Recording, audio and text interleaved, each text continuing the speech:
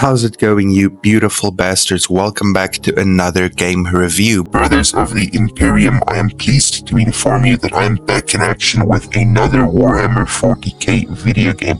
I just want to quickly clarify that I don't have time for any of the lore nerds in my comment section down below.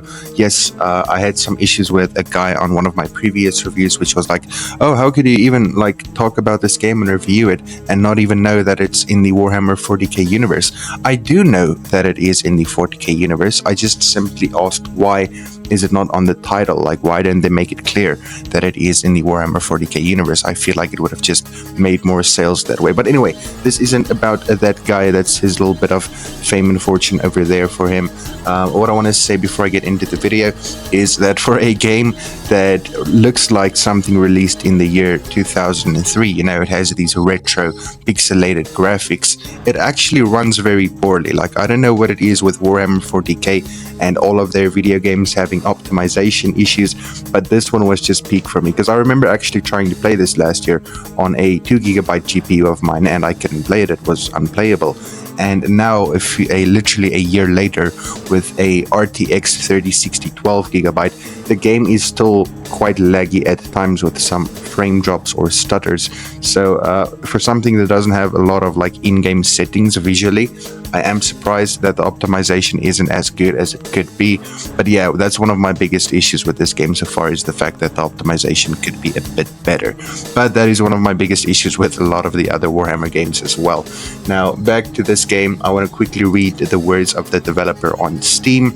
It says as follow: load up your Boltgun and unleash the awesome Space Marine arsenal to blast your way through an explosion of sprites, pixels, and blood in a perfect blend of Warhammer 40k, frenetic gameplay, and the stylish visuals of 90s retro shooters. So, long story short, this game in a nutshell, I'm going to ask three questions basically. The questions are as follow. Number one, do you like Doom? Literally any Doom game, especially the ones from the 90s. Do you like Doom? The second question is going to be, do you like Warhammer 40k, whether it's the lore, the universe, you think these big Primarch guys look badass, then, well, basically this game is for you. And then the third question that I'm going to ask is, do you like fun? Because this game is the most fun that you can have right now. Literally, you can get this on the Xbox Game Pass for free. And I mean, it's not even expensive. You can grab it on sale. It's basically on sale every other day on Steam. So you could literally grab this right now and have fun. So the three questions are, do you like having fun? Do you like Warhammer 40k? And do you like Doom? If you answered yes to two of those questions at least, then this is going to be the game for you. You're going to have to try this out. I do have to say that this is probably the Warhammer game that I've played with the fastest movement so far. I didn't think these big ass motherfuckers could move anything past 2 meters per second, but apparently they can do more than a light jog, and they can actually sprint and bunny hop and all kinds of shit like that. You should see the platforming in this game. There's a tad bit of platforming and it's quite fun. I've also messed around a lot where I could just see how far I could climb before the game limits me, and that is also quite fun. A lot of freedom in this game.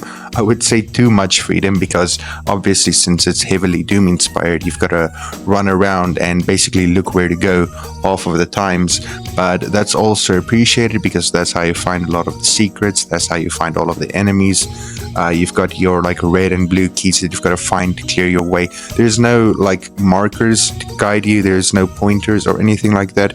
There's the skull every once in a while, but he doesn't necessarily point you directly towards anything. There's also no map, at least.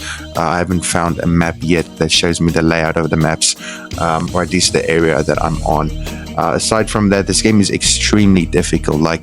Idiotic me went in on this game raw dogging it on the second hardest difficulty. I didn't play it on the hardest one. I played it on the second hardest difficulty, and it is a challenge and a half. I think I beat 3 or 4 levels on the second hardest difficulty, and from there on I just had to play it on medium, because it's actually quite a decent challenge. So a lot of the classic gamers out there, a lot of the boomers, are going to enjoy this boomer shooter over here.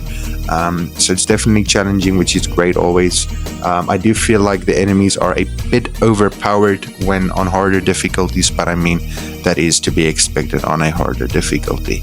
Now, moving on from that, like visually, I do have to say the pixelated graphics, I do like it in a lot of cases, in this case as well, but I think that it's something that's been heavily overplayed nowadays. A lot of people are just trying to play on nostalgia, especially like with this, but I do think that it is executed quite greatly in this video game, because it's just so much fun seeing that pixelated blood everywhere.